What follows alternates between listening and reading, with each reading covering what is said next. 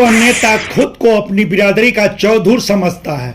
वह नेता खुद को अपनी बिरादरी का खैर ख्वाह बताता है, मगर उस नेता की अपनी ही बिरादरी में कदर नहीं है। उस नेता पर अपनी ही बिरादरी को एतबार नहीं है। सच्चाई यह कि वह नेता राजनीति में अपनी ही बिरादरी की लुटिया डुबवाता है, और यह सच्चाई उसके खुद के दल और बिरादरी वाले नेता ही उजागर किए हैं। तो चलिए हम भी उस नेता की पहचान उजागर कर देते हैं। जी हाँ, यह सच्चाई सपा विधायक डॉक्टर वीरेंद्र यादव की है। बात इसी 5 जनवरी की है। लंका मैदान के मैरिज हॉल में यदुवंशी सामाजिक सुधार महासम्मेलन था। आयोजकों की ओर से महासम्मेलन का मुख्य अतिथि डॉक्टर वीरेंद्र यादव को बनाया गया था। फिर तो उन्हीं की बिरादरी और दल के नेता घोर आपत्ति किए, और आपत्ति भी बंद कमरे में नहीं बल्कि सोशल मीडिया के जरिए विधायक जी का पूरा कच्चा चिट्ठा खोलकर रख दिए। विधायक जी की बिरादरी और दलीय निष्ठा पर सवाल खड़े किए। उसके लिए छात्र संघ से लगाए नगर निकायों और त्रिस्तरीय पंचायत चुनावों समेत एमएलसी चुनाव के नतीजे गिनाए। बताए कि उन प्रतिष्ठापरक चुनावों में विधायक जी की भूमिका से किस कदर सपा और बिरादरी की जीत हार में बदल गई। महासम्मेलन के मंच पर विधायक डॉक्टर वीरेंद्र यादव को मुख्य आसन देने पर बल्कि कुछ एक तो यह कहकर आपत्ति जताए महासम्मेलन यदुवंशी समाज में सुधार लाने के उद्देश्य से था, लिहाजा महासम्मेलन का मुख्य आसन यदुवंशी समाज के ही किसी शिक्षाविद, न्यायविद अथवा समाजशास्त्री को दिया जाना चाहिए था, ताकि उनके ज्ञान भरे संबोधन से यदुवंशी समाज में सुधार की गुंजाइश बनती।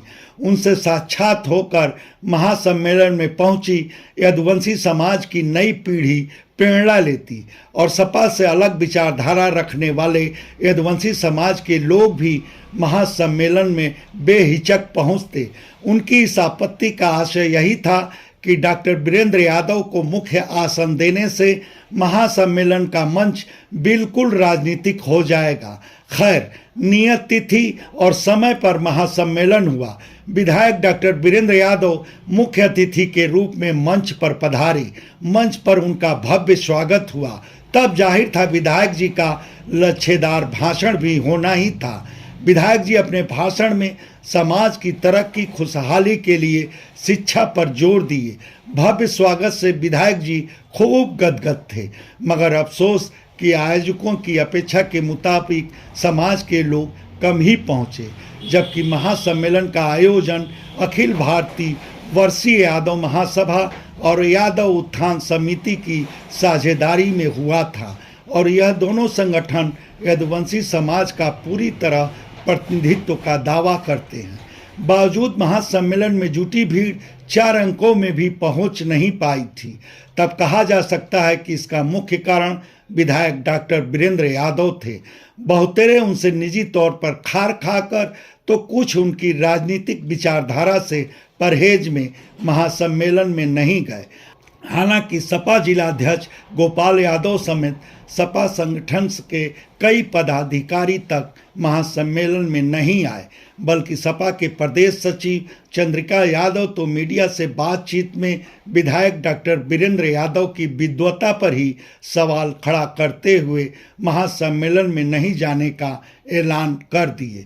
खैर, भले सपा संगठन से जुड़े कई नेता महासम्मेलन से खुद को दूर रखे, मगर इस बात को खारिज नहीं किया जा सकता कि विधायक डॉक्टर वीरेंद्र यादव खुद को अपनी बिरादरी के चौधर साबित करने का मौका बना लेंगे।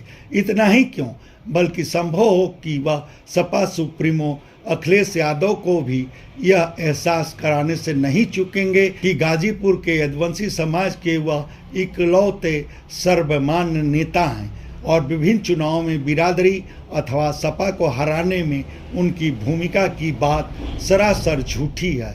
यह बात दिगर कि महासम्मेलन यह साफ कर दिया कि विधायक डॉक्टर वीरेंद्र यादव गाजीपुर के यदुवंशी समाज के सर्वमान्य नेता नहीं हैं। वैसे इस सिलसिले में आप क्या कहेंगे, यह हमारे कमेंट बॉक्स में ज़रूर बताएं। धन्यवाद। आपसे आग्रह है कि हमारे चैनल को लाइक करें, शेयर करें, सब्सक्राइब करें, और फेसबुक यूज़र हैं तो हमारे पेज को फॉलो करना ना भूलें।